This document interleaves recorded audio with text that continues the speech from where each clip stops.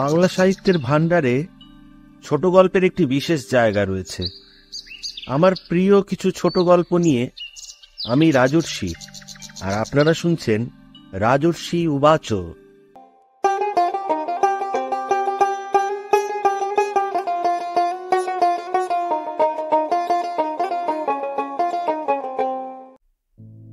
আজকে শোনাব শিবরাম চক্রবর্তীর গল্প পরোপকারের বিপদ। আমার বন্ধু নিরঞ্জন ছোটবেলা থেকেই বিশ্বহিতৈষী, ওই ইংরেজিতে যাকে বলে ফিলান্থ্রপিস্ট। একসঙ্গে স্কুলে পড়তে ওর ফিলান্থ্রপিজমের অনেক ধাক্কা আমাদের সইতে হয়েছে। নানা সুযোগে ও দুর্যোগে ও আমাদের হিত করবেই, একেবারে বদ্ধপরিকর। আমরাও কিছুতেই দেব না ওকে হিত করতে। অবশেষে অনেক ধস্তাধস্তি করে অনেক কষ্টে হয়তো ওর হিতৈষিতার হাত থেকে আত্মরক্ষা করতে পেরেছি। হয়তো ফুটবল ম্যাচ জিতেছি, সামনে এক ঝুড়ি লেমনেড, দারুণ তেষ্টাও এদিকে। ও কিন্তু কিছুতেই দেবে না জল খেতে, বলছে এত পরিশ্রমের পর জল খেলে হার্ট ফেল করবে। আমরা বলেছি, আরে করে করুক, তোমার তাতে কি, আহা মরে যাবে যে, জল না খেলেও যে মারা যাব, দেখছো না?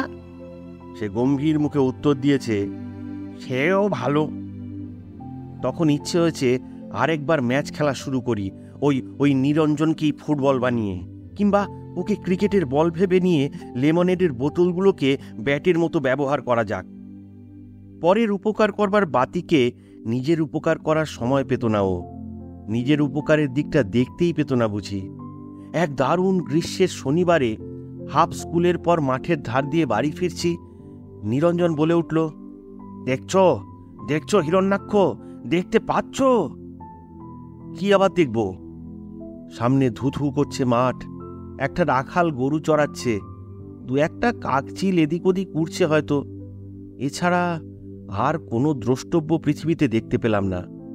ভালো করে আকাশটা লক্ষ্য করে নিয়ে বললাম, হ্যাঁ দেখেছি, এক ফোঁটাও মেঘ নেই কোথাও। শিগগির যে বৃষ্টি নামবে সে ভরসা করি না। তোর মেঘ, আমি কি মেঘ দেখতে বলেছি তোমায়? ওই যে রাখালটা গরু চড়াচ্ছে, দেখছো না? ও অনেকক্ষণ থেকেই দেখছি, কি হয়েছে তাতে? গরুদের কোনো অপকার করছে নাকি? নিশ্চয়ই, এই দুপুর রোদে ঘুরলে বেচারাদের মাথা ধরবে না নাকি? গরু বলে মাথাই নেই ওদের, মানুষ নয় ওরা। বাড়ি নিয়ে যাক, দাঁড়াও বলে আসি রাখালটাকে।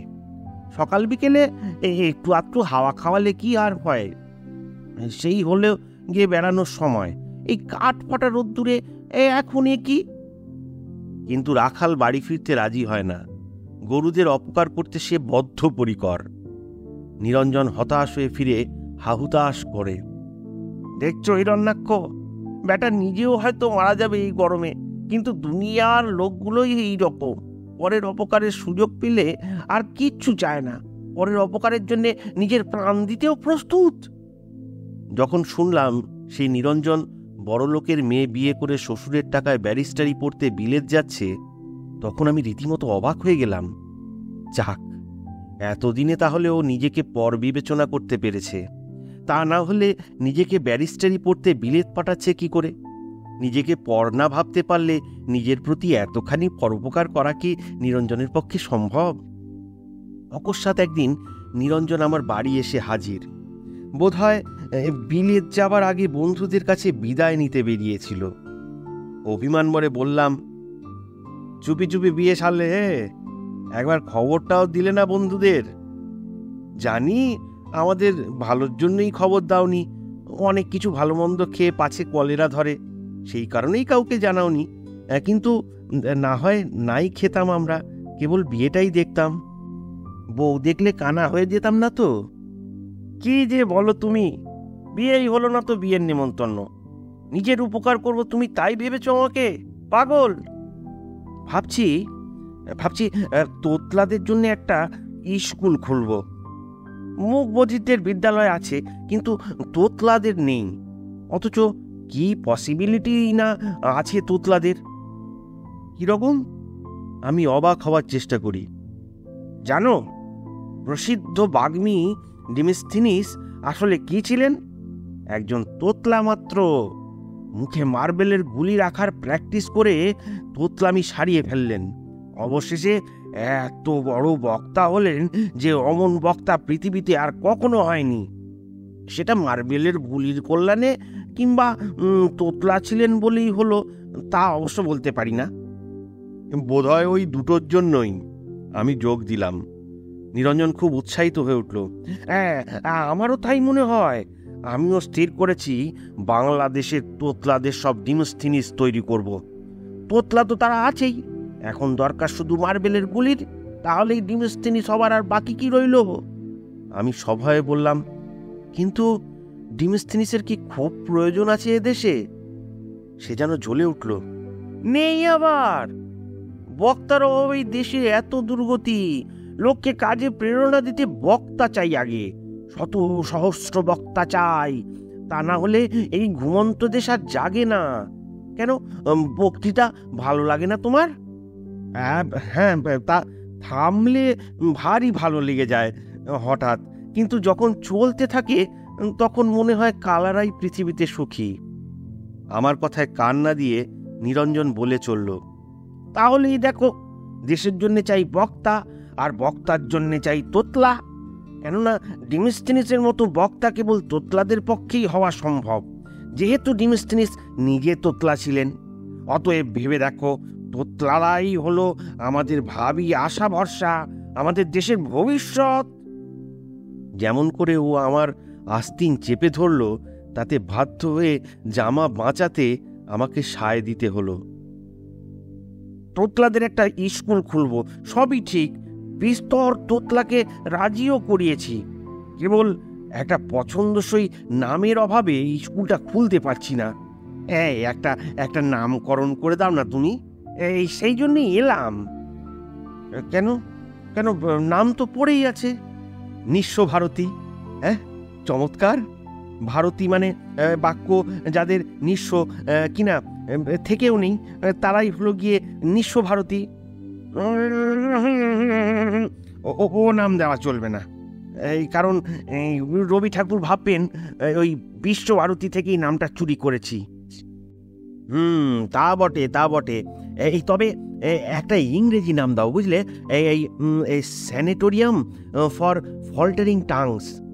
হ্যাঁ, বেশ হবে। তা হবে, কিন্তু বড় লম্বা হলো যে। হ্যাঁ, তা তো হলোই।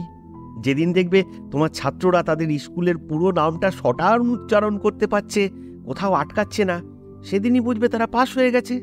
তখন তারা সেলামটুকে বিদায় নিতে পারে। নামকে নাম, কোশ্চেন পেপারকে কোশ্চেন পেপার। হ্যাঁ, এই ঠিক বলেছ, এই নামটাই থাকলো। হ্যাঁ, বলে নিরঞ্জন আর দ্বিতীয় বাক্য ব্যয় না করে সবেগে বেরিয়ে পড়ল। সম্ভবত সেই মুহূর্তেই তার স্কুল খোলার সুমতলবে। মহা সমারোহে এবং মহা শোরগোল করে নিরঞ্জনের স্কুল চলছে।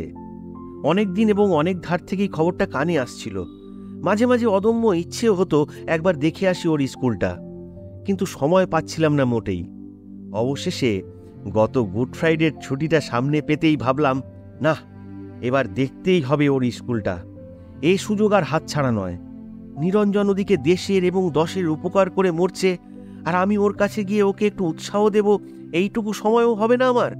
ঠিক আমাকে। মার্বেলের গুলির কল্যাণে নিশ্চয়ই অনেকের তোতলামি সেরেছে এতদিনে। তাছাড়া আনুষঙ্গিকভাবে আরও অনেক উপকার, যেমন দাঁত শক্ত, মুখের হাঁ বড়, ক্ষুধা বৃদ্ধি, এসবও হয়েছে। এবং ডিমোস্থিনিস হওয়ার পথেও অনেকটা এগিয়েছে ছাত্ররা। অন্তত ডিম পর্যন্ত তো এগিয়েছেই। এবং যেরকম কোষে তা দিচ্ছে নিরঞ্জন, তাতে স্থিনিসও বেশি দেরি নেই, হয়ে এলো বলে। ঠিকানার কাছাকাছি পৌঁছতেই বিপর্যয় রকমের কলরব কানে এসে আঘাত করল। সেই কোলাহল অনুসরণ করে স্যানিটোরিয়াম ফর ফল্টারিং টাংস খুঁজে বের করা কঠিন হল না। বিচিত্র স্বরসাধনার দ্বারা স্কুলটা প্রতি মুহূর্তেই যেন প্রমাণ করতে উদ্যত যে ওটা মুখ বধিরদের বিদ্যালয় নয়। কিন্তু আমার মনে হলো, তাই হলেই ভালো ছিল, বরং ওদের কষ্ট লাঘব এবং আমাদের কানের আত্মরক্ষার পক্ষে। আমাকে দেখেই কয়েকটি ছেলে ছুটে এলো। কাকে চান? দ্বিতীয়টি তাকে বাধা দিয়ে বলতে গেল, কিন্তু মা আমার বেশি আর কিছুই তার মুখ দিয়ে বেরোলো না। তখন প্রথম ছাত্রটি দ্বিতীয়র বাক্যকে সম্পূর্ণ করল, মাস্টার। আমি বললাম, কাকাকে, মামাকে কি বাবাকে, কাউকে আমি চাই না। নিরঞ্জন আছে? ছেলেরা পরস্পরের মুখ চাওয়াচাই করতে লাগলো।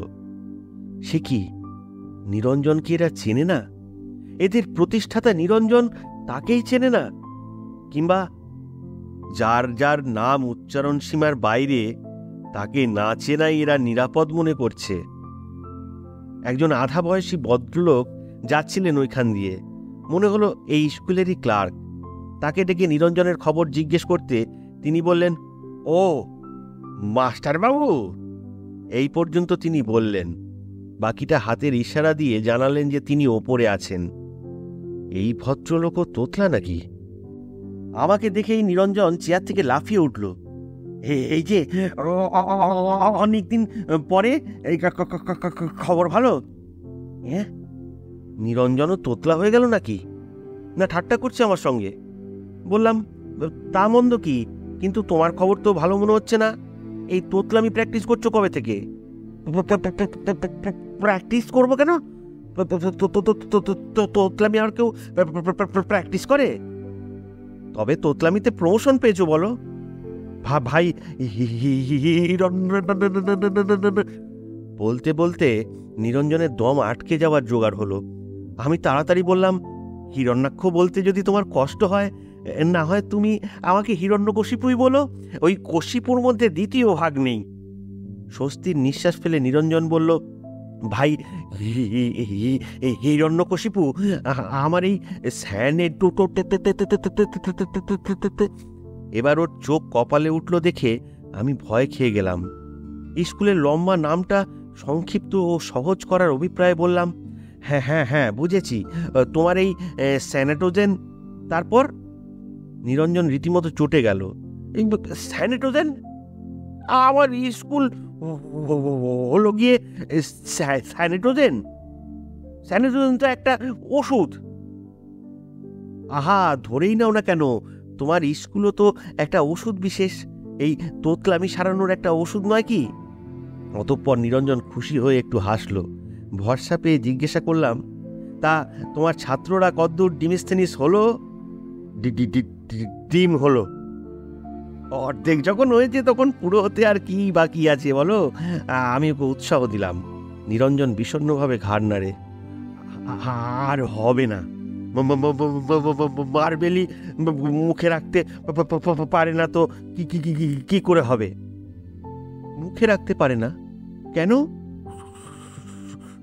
সব গিলে ফেলে। গিলে ফেলে? তাহলে তার তোতলামি সারবে কি করে? সত্যি তো। তা তুমি নিজেরটা সারিয়ে ফেলো, বুঝলে? রোগের গোড়াতেই চিকিৎসা হওয়া দরকার, দেরি করা ভালো না। হতাশভাবে মাথা নেড়ে নিরঞ্জন জবাব দেয়, আমায় যে ডিসপেপসিয়া আছে, হজম করতে পারবো কেন? ও, ডিসপেপসিয়া থাকলে তোতলামি সারে না বুঝি? তা কেন? আমি গিলে ফেলি। আমি স্তম্ভিত হয়ে গেলাম। নিরঞ্জন বলল, আমার কি আর পাথর হজম করার বয়স আছে? তাই তো, ভারী মুশকিল তো। তোমার চলছে কি করে? ছেলেরা বেতন দেয় তো নিয়ম মতো? সব ফ্রিজে অনেক সাদাসাদি করে আনতে হয়েছে। তবে তোমার চলছে কি করে? কেন? মার্বেল বেচে একজন 10-12টা করে রোজ খায়। ওগুলো মুখে রাখা ভারী শক্ত। বটে।